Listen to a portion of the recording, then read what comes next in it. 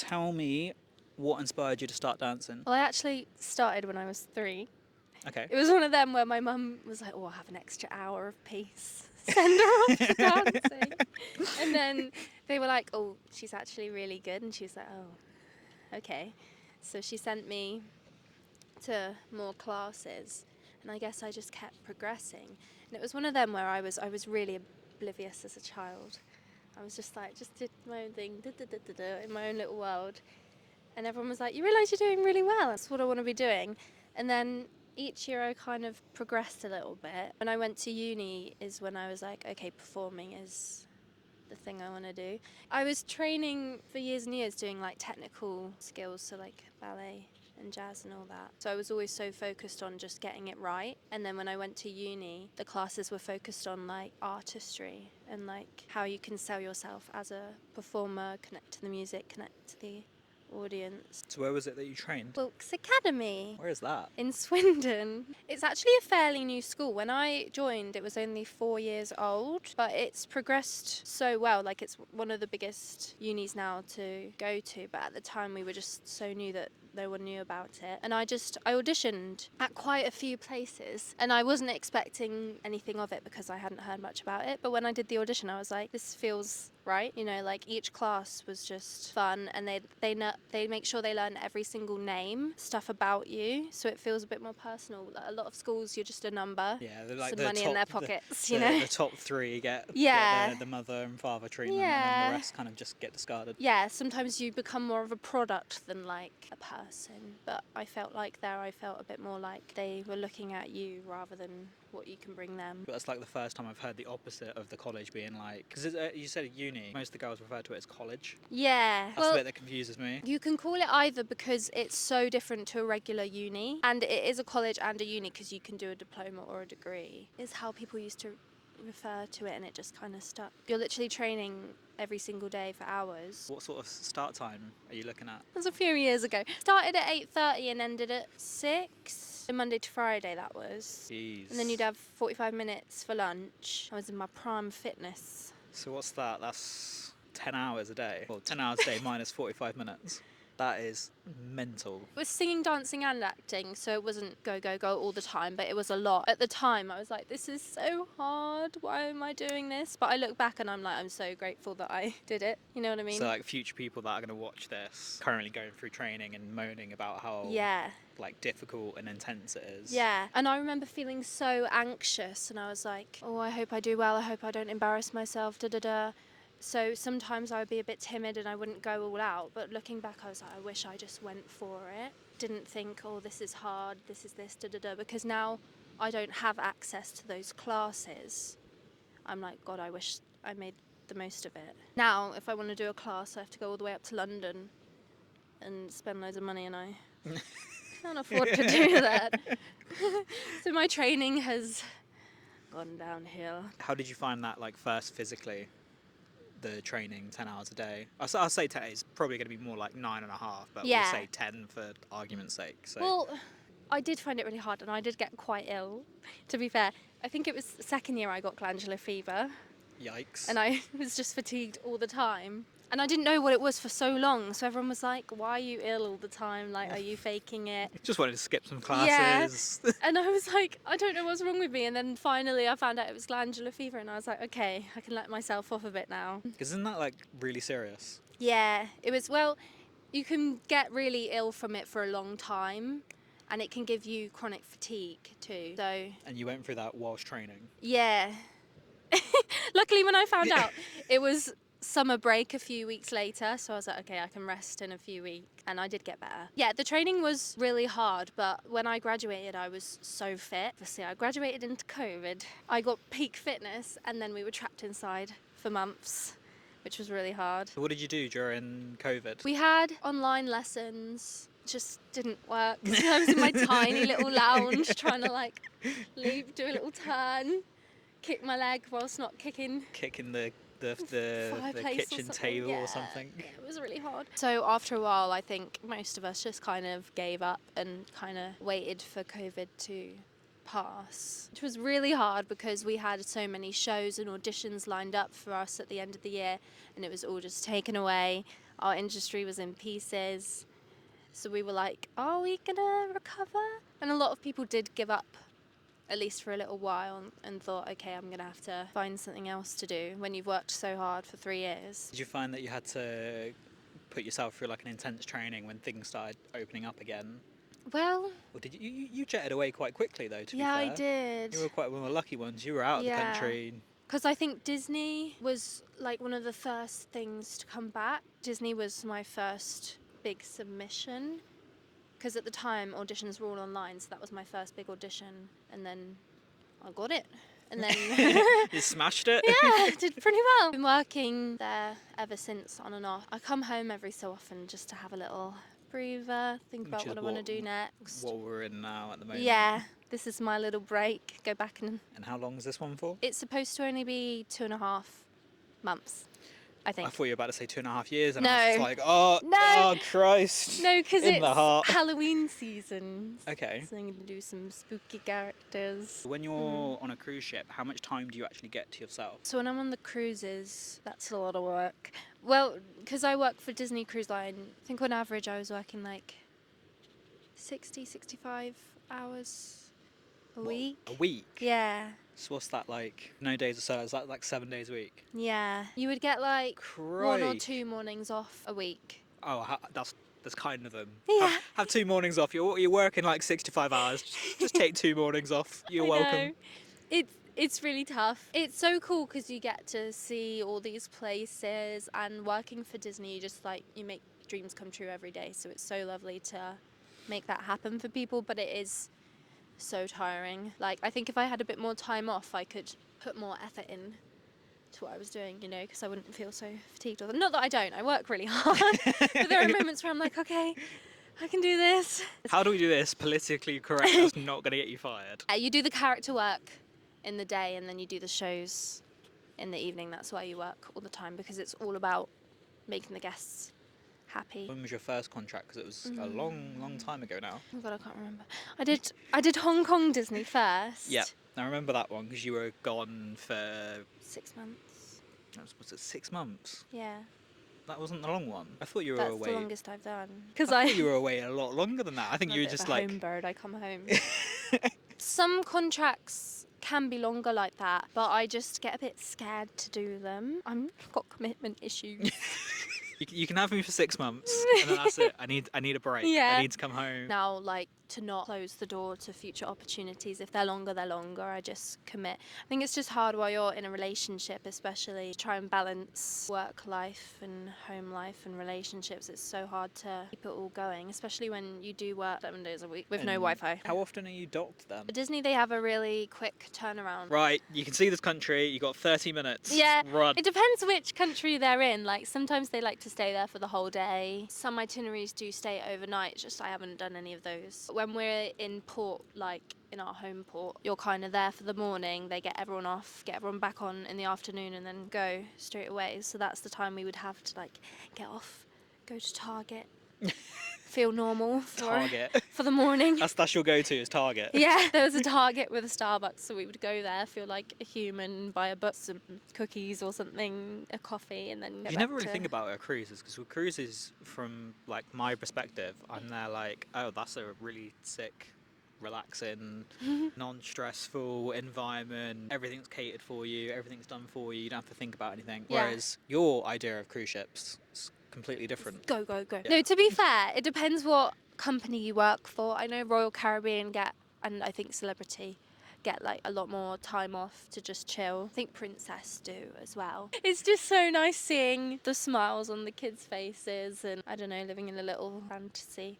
But You're talking about the days where you don't have energy and stuff. I always find that that's like a breath of energy when you've got a family, they're all buzzing, they're all happy, then all of a sudden that bad back you have or that sore leg is gone. yeah, for sure. Sometimes you get off a set or come back from a show and you're like, oh, that's why I'm doing it.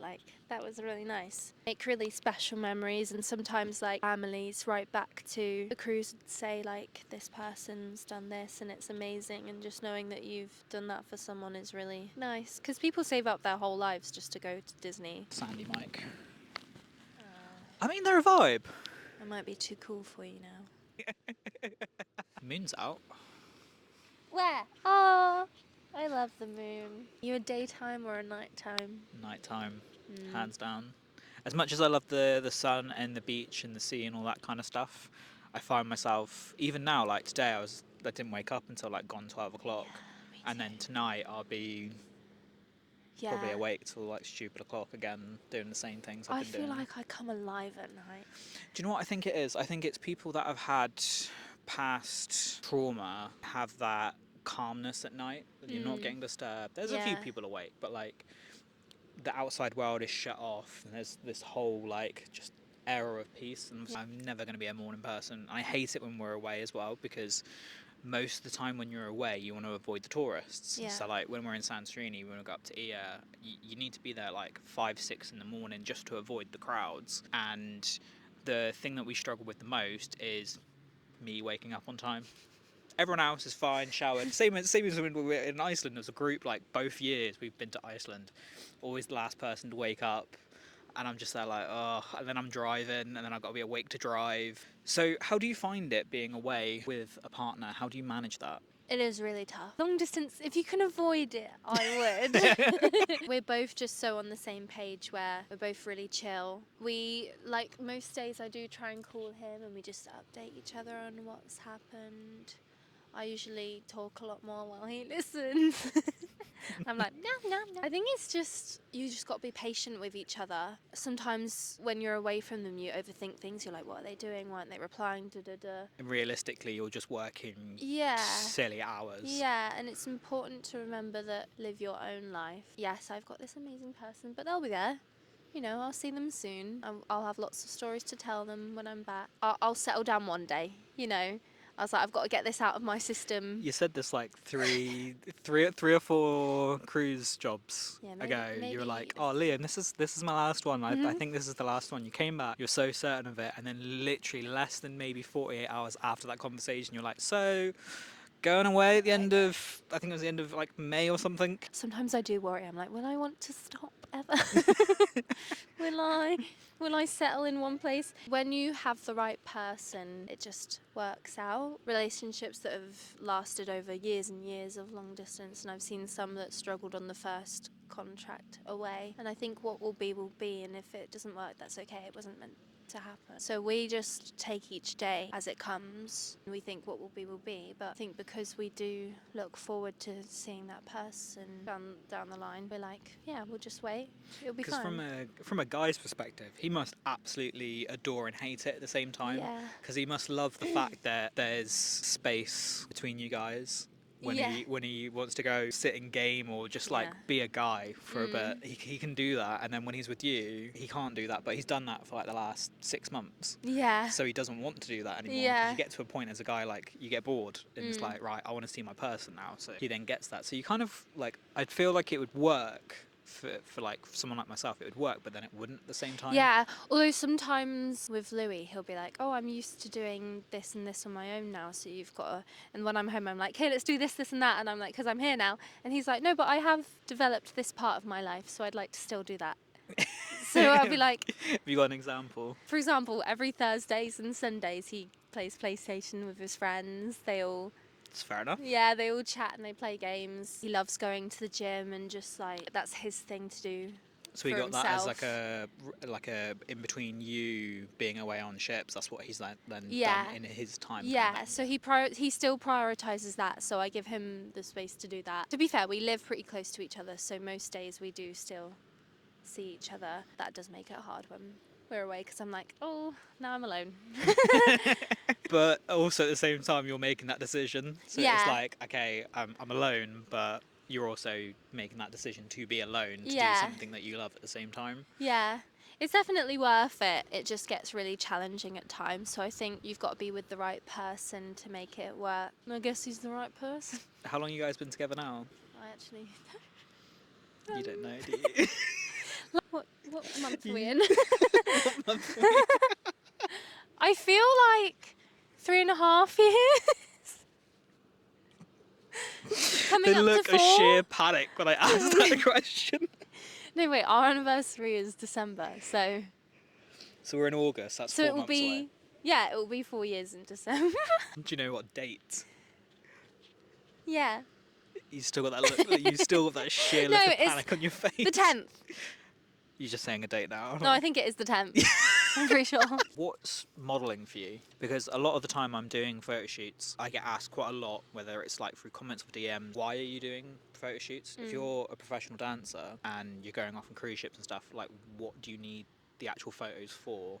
Yeah, dancers need a portfolio. Probably thanks to COVID, a lot of stuff is online now. So you send pictures and videos so that they can see if that you're the right fit for them. And you have to build up your presence online sometimes for jobs to find you and to see. How did you do that with building up online? Because you've got quite a modest platform, both Yeah. Instagram and TikTok. So when you're talking about building platforms and stuff, You know, I'll be famous one day.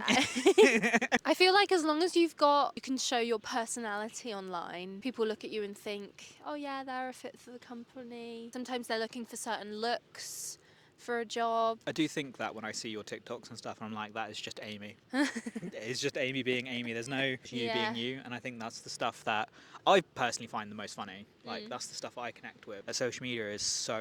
When I think about social media and my side of things, I look at it and I'm just like, that is exhausting. Like, it's a full-time commitment. And it's like, how do you keep up with that? Got bad Wi-Fi. You're on a cruise ship where you're working like 65 hours a week. How do you find yourself still wanting to create, or do you do that more when you're home? It dips in and out when I'm on contract. I do think I do it a lot more when I'm at home because I've got more spare time. And it depends with who you're with. Like sometimes if you're on contract, people are really into that side of things. So they're like, let's do this, let's film this video. But So more about who's on contract. like I have one friend who does a lot of vlogging. She has really nice vlogs, and sometimes when I'm with her I do it and I'm like, oh, this is really fun. When it's not your channel or when it's not your video, you have to. There's no stress. Yeah. Right, I'll just turn up, do my thing, and then skedaddle. Yeah, for sure. Professional sense. What does it mean to you personally? Well, I've always been interested in the arts. Even when I wasn't dancing, singing, acting, I did a lot of painting and drawing, and photography actually, just like as a hobby. I love it when people are like, oh, I did a bit of photography at like college or uni or whatever it is.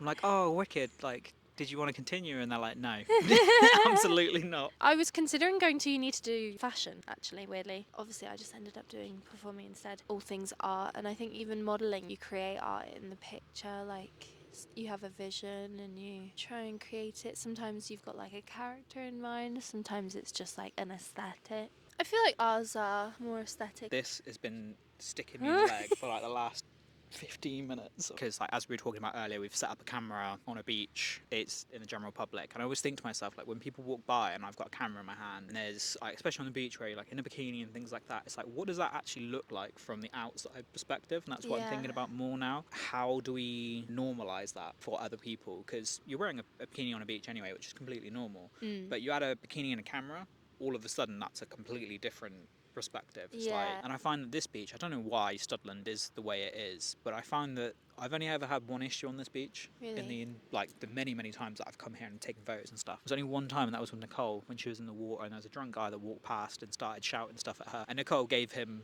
a piece of her mind. Good. As Nicole does. If you didn't have modelling or if you didn't have dance, what would your life look like? Oh my goodness. Poor identity to you now. Yeah, I'm like, who am I if I don't have this? Firstly, I went to quite an academic school, the sort of school that was like, you need to be serious, you know, go to uni and do, do all these things. And I was like, nah.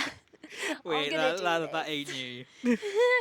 I can imagine that conversation happening as well. I was sat there like... just the cogs turning. Yeah, they were like, you can do, you know, psychology, you can do maths, you can do da-da-da. And I was like, I think I'm going to dance. And they were like, or you could, you know, history. And I was like, nah. Part of me was like listening to them and was like, oh, I could have done teaching, psychology. Even thought about, there's the arts uni near here. They were doing really good. There's an arts uni near here? Yeah, the Arts University in Bournemouth. Did not know they had an arts university Yeah. here. That's news to me. And they were quite new at the time, and they were offering out really great degrees and stuff. And I was like, oh, that's where I could maybe do fashion or fine art or whatever. Da, da, da. Do you know what? I did fine art for a bit. Did you? Yeah, I did it for all but 2 months. The bit that got me was the drawing aspect. Yeah. So it was on a Thursday morning, and it was nude fine art drawings. Oh, like figurative. Yeah. Thursday morning, 9 o'clock in the morning, you're drawing someone naked, and that's what your Thursdays look like. Yeah. It's for weird the- how quickly you get used to it, though, isn't it? It is and it isn't at the same time. Like, as a 18-year-old, I think I was 18 at the time, or 19. I think I was 18. And I was sat there and I was like, this can't be my life now. Yeah. Like, but then people say that to me now. They're like, oh, you get to take pictures of half-naked girls all the time. And they're like, do you understand how stressful it actually is? Like, behind the scenes, one, managing expectations, creating mood boards, running the business. Yeah. Like, the actual taking the content perspective, like taking the photos.